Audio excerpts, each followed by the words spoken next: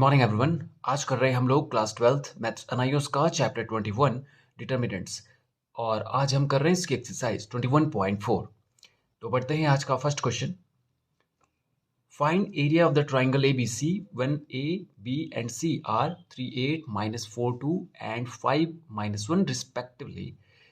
Question कह रहा है कि एक ट्राइंगल है ABC और इसका आपको एरिया फाइंड करना है और इस ट्राइंगल ABC के जो वर्टिसेस हैं वो दे दिए हैं कि A है 38, B है -4, 2 और ये है 5, -1। अब देखिए ये जो इसका एरिया हमें फाइंड करना है इस ट्राइंगल का, ये हम इससे जो पहली वाली क्लासेस हैं क्लास 10th में ये कोऑर्डिनेट के थ्रू हम फाइंड कर चुके थे। वैसे ट्राइंगल का एरिया आपको पता है हाफ बेस इनटू हाइट भी होता है और उसमें हीरोन्स फॉर्मूला भी लगता है, लेकिन यहाँ पर इसको कोऑर्डिनेट के थ्रू सॉल्व करना है। यानी ये आपको जो तीन ये एड्रेसेस दिए गए हैं ABC के, ये तो आपको पता है कि ये किसी कोऑर्डिनेट प्लेन के एड्रेस है। ये जानते हैं ना आप, कार्टेशियन प्लेन के एड्रेस है जिसमें हम ग्राफ बनाते थे। तो उस ट्राइंगल में जो कि उस प्लेन पर मौजूद है और उसके एड्रेसेस हमें दिए गए, हमें ये डायमेंशन तो दिया नहीं है, ये साइड तो हमें दी नहीं है, तो हमें इनके थ्रू अगर एरिया निकालना हो तो उसका फॉर्मूला हमारे पास होता था, आपको याद होगा, एरिया ऑफ ट्राइंगल वो होता था 1/2 और ये होता था x1 y2 minus y3 plus x2 y3 minus y1 plus x3 y1 minus y2। ये होता था उसका फॉर्मूला, याद होगा आपको। अब यहाँ पर हमने इसको डिटर्मिनेंट के थ्रू निकालना है और जब हम उसको सॉल्व करेंगे तो वो कुछ इसी फॉर्म में आएगा। वो तो उसका जो डिटर्मिनेंट का जो वो पैटर्न है, वो जो फॉर्मूला बनाने का जो पैटर्न है, उसको हम कहते हैं एरिया ऑफ ट्राइंगल। वो होता है 1/2 और एक डिटर्मिनेंट में हम इसको इस तरह से अरेंज करेंगे x1 y1 1, x2 y2 1, x3 y3 और 1। अब देखिए ये होता है एरिया थ्रू डिटर्मिनेंट और ये कुछ ऐसा ही है। इसको सॉल्व करेंगे तो ये कुछ ऐसा ही बनेगा। अब देखिए इसको हमने अरेंजमेंट इसलिए दिया है इस तरह से, ये दिख रहे हैं आप, ये यहाँ पर हमने ये तीनों, ये जो हमारे पास ये तो वैल्यू गिवन ही नहीं थी, ये हमने खुद से यहाँ पे रखी है ये वैल्यू। देखिए यहाँ पर देखिए ये x1 y1 है, ये x2 y2 है, ये x3 y3 है। तो x1 y1 x2 y2 x3 y3 ये तो हमें गिवन है, ये हमने खुद से रखे और वो इसी फॉर्म में आता है जब हम इसको एक्सपेंड करते हैं। ओके, तो सबसे पहले यहाँ से हम लोग x1 और y1 की वैल्यू रख लेते हैं। देखिए x1 है हमारे पास 3, y1 है हमारे पास 8, x2 हमारे पास है -4 और y2 हमारे पास है 2, x3 हमारे पास है 5 एंड y3 हमारे पास है -1। ठीक है, तो यहाँ पर वैल्यू रख लेते हैं हम लोग, तो ये हो जाएगा 1/2 और x1 3, y1 8 और 1, -4 ये 2 और ये 1, ये 5 -1 और ये 1। ओके, अब इसको आप सॉल्व कर सकते हैं कैसे, आप दो जीरो बना दीजिए या नंबर्स को तो हम आसानी से मल्टीप्लाई कर ही सकते हैं, तो किसी के भी अलॉन्ग इसके अलॉन्ग एक्सपेंशन कर दीजिए, तो इस हाफ को बाहर ही रहने दीजिए, ये हो जाएगा। इसके अलावा एक्सपेंशन करें हम लोग 3 मल्टीप्लाई बाय 2 1 ज़ा 2 माइनस 1 1 ज़ा 1 माइनस माइनस प्लस, फिर -8 मल्टीप्लाई बाय 4 1 ज़ा 4 माइनस का और 5 1 ज़ा 5 ये भी माइनस का। ओके, फिर इसका नंबर आ जाएगा प्लस का 1 1 4 ज़ा 4 प्लस का 5 2 ज़ा 10 -10। ओके, सॉल्व करेंगे इसको 1/2, ये आ जाएगा 2 + 1 3, 3 3 ज़ा 9 माइनस 5 + 4 होता है 9, क्योंकि माइनस माइनस प्लस हो जाएगा तो हो जाएगा 9 8 ज़ा 72, वो भी प्लस का, क्योंकि ये माइनस हो जाएगा -70 वो 9 माइनस का 9 हो जाएगा और माइनस माइनस हो जाएगा प्लस और 9 8 ज़ा 72। 4 - 10 होता है -6, -6 1 ज़ा -6 ही रहेगा, तो ये आ जाएगा 1/2, 9 - 6 हो जाता है 3 और 72 + 3 हो जाता है 75, तो 75/2 ये हो जाता है 37.5 स्क्वायर यूनिट्स। ये हो गया इसका एरिया। ओके, तो ये हो गया क्वेश्चन फर्स्ट हमारा कंप्लीट। अब करते हैं हम लोग क्वेश्चन नंबर 2। पढ़ते हैं सेकंड क्वेश्चन। क्वेश्चन कह रहा है show that points A, B and C are collinear. अब देखिए 3 पॉइंट्स हैं, तो ये किसी ट्रायंगल की बात हो रही होगी, ऐसा हम मान के चल लेते हैं कि 3 पॉइंट्स है तो उसे एक ट्रायंगल भी बन सकता है। या ये कहें कि ये 3 पॉइंट्स अगर ऐसे हैं सीध में, ऐसा भी हम मान सकते हैं, या ऐसा भी मान सकते हैं कि ये 3 पॉइंट यहाँ कहीं भी हो सकते हैं, तो ये ऐसे भी हो सकते हैं। तो हमें यहाँ पर तो कुछ ऐसा गिवन है नहीं, बट एक बात वो जो कह रहा है क्वेश्चन में कि ये कोलिनियर है, आपको शो करना है। और कोलिनियर का मतलब होता है जब पॉइंट्स एक ही सीध में लगे हो, एक ही सीध में लगे हो, या ये कहें कि ऐसे पॉइंट्स जिनसे एक सीधी लाइन होकर जा रही है। जैसे आप देखिए ये 3 पॉइंट्स ऐसे अरेंज हैं कि आप इनसे एक सीधी लाइन नहीं ले जा सकते कि तीनों से भी चली जाए और सीधी भी हो जाए, ऐसा नहीं हो सकता। कि अगर आप तीनों से ले जाएंगे तो वो कुछ इस तरह से आएगी, और अगर आप सीधी बनाने की कोशिश करेंगे तो केवल 2 ही पॉइंट मिल रहे हैं, या तो ये 2 मिल रहे हैं, या ये 2 मिल रहे हैं, या ये 2 मिल रहे हैं। ओके, तो अब देखिए इसके लिए हम एक प्रॉपर्टी लगा सकते हैं एरिया वाली।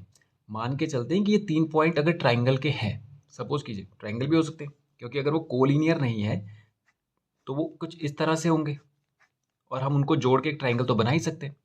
तो अगर मान लीजिए ट्राइंगल का पार्ट है, ये तीनों ट्राइंगल के पॉइंट हैं, या ये तीनों पॉइंट को मिलाने पर ट्राइंगल बन रहा है, तो इनके कोलिनियर होने के लिए इसका एरिया 0 होना चाहिए। आप देखिए होगा कि नहीं होगा।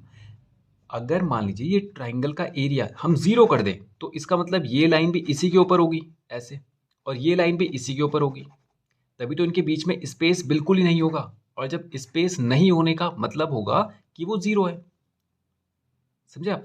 और 0, ये स्पेस को कहते क्या है, एरिया कहते हैं। तो एरिया 0 तो मतलब line collinear, sorry point collinear. Area 0 मतलब ये तीनों लाइन एक ही लाइन पर है, और एक ही लाइन पर होने का मतलब है कि वो कोलिनियर है। तो हम कहेंगे ये पॉइंट कोलिनियर होंगे अगर उनका एरिया, या उनसे अगर हम कोई ट्राइंगल बनाते हैं, उस ट्राइंगल का एरिया अगर 0 हो जाए तो ये पॉइंट कोलिनियर हो जाएंगे। ठीक है, तो हमने क्या करना है, एरिया का फॉर्मूला आपको पता है, हाफ क्या होता है, x1 y1 1, x2 y2 1 and x3 y3 1। अगर इसका एरिया हम 0 प्रूफ कर दें तो ये पॉइंट कोलिनियर हो जाएंगे। ठीक है, तो हमें पता है कि area of triangle is equals to 0, then points are collinear. तो वैल्यू रखते हैं हम लोग। सबसे पहले हाफ x1 कितना है, ये आपको पता है, ये x1 y1 है, ये x2 y2 है, और ये x3 y3 है। ओके, तो x1 की जगह पे हो गया 5, और y1 हो गया हमारे पास 5, और ये 1, x2 y2 -5 1 और 1, x3 y3 10 7 एंड 1। अब इसको एक्सपेंड करते हैं हम लोग, 1/2 को बाहर ही रहने देते हैं। अब इसके अलावा एक्सपेंशन कर दीजिए, 5 1 1 ज़ा 1 माइनस 7 1 ज़ा 7 -5 इंटू 1 5 ज़ा 5 माइनस का 10 1 ज़ा 10, ये भी माइनस का, प्लस का 1 7 5 ज़ा 35 माइनस 10 1 ज़ा 10। ओके, सॉल्व करते हैं इसको, 1/2 1 माइनस 7 होता है माइनस का 6, -5 माइनस माइनस प्लस, माइनस का 15 प्लस 1 इंटू -45। ओके, तो ये हो जाएगा 1/2, 5 6 ज़ा 30 माइनस का 15 5 ज़ा 75 प्लस का, क्योंकि माइनस माइनस प्लस हो जाएगा, और माइनस का 45। ओके, सॉल्व करेंगे, ये आ जाएगा 1/2, ये हो जाएगा, देखिए 75 तो प्लस का है, और माइनस माइनस प्लस हो जाएगा, ये भी हो जाएगा 75। तो 1/2 मल्टीप्लाई बाय 0, तो ये हो जाएगा इज इक्वल्स टू 0। तो ये हो गया प्रूफ कि जब एरिया ऑफ अ ट्राइंगल 0 है तो ये पॉइंट क्या होंगे, hence points are collinear. Okay, तो ये हो गया क्वेश्चन 2 भी हमारा कंप्लीट। अब करते हैं हम लोग क्वेश्चन नंबर 3। पढ़ते हैं थर्ड क्वेश्चन। क्वेश्चन कह रहा है using determinants find the equation of the line joining 1 2 and 3 6। आप डिटर्मिनेंट का यूज करके एक इक्वेशन बनानी है आपको लाइन की, जो कि इन पॉइंट से होकर जा रही है। मान लीजिए कि ये 2 पॉइंट है, यहाँ से एक लाइन जा रही है, और वो पॉइंट है 1 2 एंड 3 6। तो आपको इस लाइन के लिए इक्वेशन बनानी। अब देखिए इसको भी हम एरिया के थ्रू या जो भी हमने कोलिनियरिटी वाला जो क्वेश्चन किया था इससे पहले वाला उसके थ्रू हम कर सकते हैं। आप मान लीजिए यहाँ पर कोई पॉइंट है एक्स वाई और वो भी इसी लाइन पर है। इस लाइन पर मतलब कि वो कोलिनियर है, मतलब सीधी लाइन पर है, ऐसा नहीं है, ऐसा करके नहीं है वो पॉइंट, ऐसा नहीं है कि वो इधर चला जाए कि 2 पॉइंट यहाँ दे दिए, तीसरा पॉइंट हम यहाँ, हम बिल्कुल उसी लाइन पर मान रहे हैं। तो उस लाइन के बीच में कहीं नहीं मान रहे, उस लाइन के आगे इधर से या इधर से कहीं भी मान लीजिए आप, ठीक है। तो इसको हमने मान लिया एक्स वाई। अब अगर ये तीनों कोलिनियर हैं या एक ही लाइन से जा रहे हैं, एक सीधी लाइन से जा रहे हैं, तो इसमें वही रूल लगना चाहिए कि इनका एरिया क्या होना चाहिए, 0। तो एरिया ऑफ ट्राइंगल 0 होना चाहिए। और एरिया ऑफ ट्राइंगल बोलिए या वो डिटर्मिनेंट के थ्रू बोलिए कि उसका एरिया कितना हो जाएगा। तो हमने मान लिया पहला वाला पॉइंट एक्स वाई 1 हो जाएगा, फिर x1 y1 1 हो जाएगा, फिर x2 y2 फिर 1 हो जाएगा, क्योंकि यहाँ पे हमें x3 y3 दिया नहीं था, ये हमने खुद से अज्यूम कर लिया कि लेट वो नंबर जो कोऑर्डिनेट है वो xy है। ये इज इक्वल्स टू होना चाहिए 0, ठीक है, क्योंकि एरिया क्या होना चाहिए इसका, 0 होना चाहिए ट्राइंगल का। अब ये हाफ भी इधर जाके 0 हो सकता है, तो हम इसको ऐसा लिख सकते हैं कंक्लूड करके x y1 x1 y1 1 और x2 y2 1, ये इक्वल्स टू 0, ठीक है। अब यहाँ पर देखिए x1 ये रहा, y1 ये रहा, x2 ये रहा, y2 ये रहा।